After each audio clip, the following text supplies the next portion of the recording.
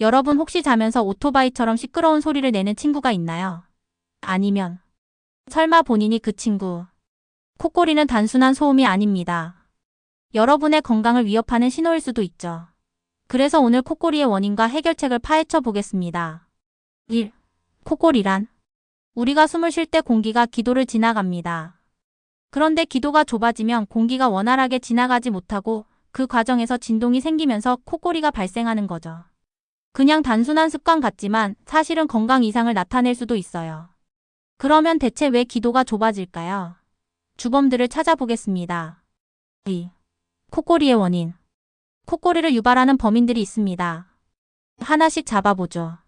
첫 번째 범인. 바로 몸 자체입니다. 편도가 크면 공기 통로를 막아버립니다.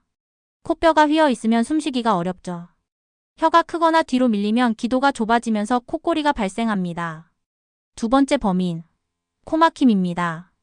감기나 알레르기 때문에 코가 막히면 콧소리 심해질 수 있어요.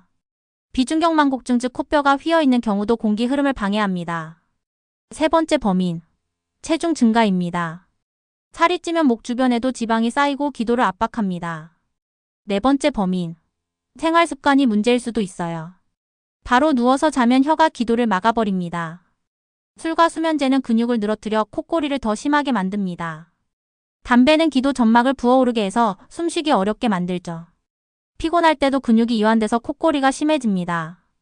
자, 범인을 알았으니 이제 해결책을 찾아봐야겠죠. 3. 콧소리 해결법. 이제부터 콧소리 박멸 프로젝트를 시작합니다. 1단계. 수면 자세 변경. 옆으로 자면 혀가 기도를 막는 걸 방지할 수 있어요. 베개 높이도 조절하면 도움이 됩니다. 2단계. 체중 감량. 살을 빼면 기도가 넓어지고 숨쉬기가 쉬워집니다. 특히 목 주변 지방이 문제라면 운동을 추천. 3단계. 술과 담배 줄이기. 술을 줄이면 근육이 덜 이완되어 콧소리가 줄어듭니다. 담배를 끊으면 기도 점막의 부종이 줄어들어요. 4단계. 규칙적인 수면 패턴 유지. 일정한 수면 시간이 콧소리를 예방할 수 있습니다. 4. 추가적인 해결 방법. 만약 생활 습관을 고쳐도 해결이 안 된다면 의료적 도움을 받을 수도 있어요. 비강 스프레이나 코 확장기 같은 제품을 활용해 보세요. 심한 경우 콧소리 방지 마우스피스나 수술도 고려할 수 있습니다. 5.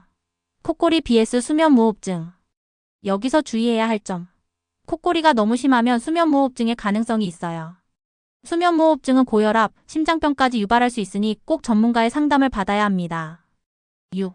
실제 성공 사례. 마지막으로 콧소리를 극복한 분들의 사례를 소개할게요. 40대 남성 10kg 감량 후 콧소리 완화. 30대 여성 맞춤형 마우스피스로 콧소리 해결. 50대 남성 코뼈 교정 수술 후 완치. 여러분, 콧소리는 단순한 잠버릇이 아닙니다. 하지만 해결 방법은 분명히 있어요. 오늘 알려드린 방법들로 콧소리를 개선해서 꿀잠을 자보세요. 콧소리 없는 밤을 응원합니다. 도움이 되셨다면 좋아요와 구독 부탁드려요. 다음 영상에서 만나요.